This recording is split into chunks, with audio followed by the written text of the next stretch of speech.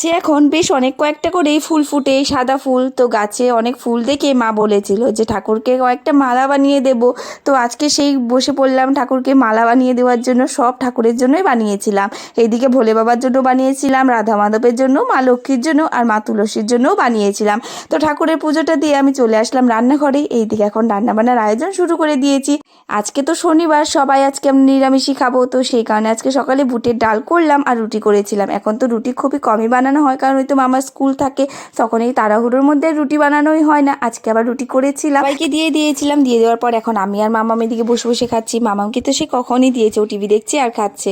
আর মামামও বলছিল আজকে নাকি আর খুবই ভালো লেগেছে, কারণ মামামও অনেকটাই ভালোবাসে রুটি খেতে। তো সকালে খাওয়া দাওয়া করে এদিকে অনেক কয়েকটা বাসন ছিল, সেগুলো ধুয়ে নিয়ে এসেছি। আর এসে এখানে দেখি মা এখানে পনির বানাচ্ছে। আর এই তো ঘরটাও গুছিয়ে নিলাম। আর আজকে যা রৌদ্র দিয়েছে কি বলবো, এই গরমের মধ্যে আর কিছু ভালো লাগছিল না। তো তাড়াতাড়ি রান্নাবান্নাও সেরে দিলাম। আর বরের আবার আজকে পা কেটে গেছে, ওষুধ খাইয়ে দিচ্ছে আজকে মাম্মাম। তো চলো আজকে জন্য এতটুকুই। রাধে রাধে, বাই।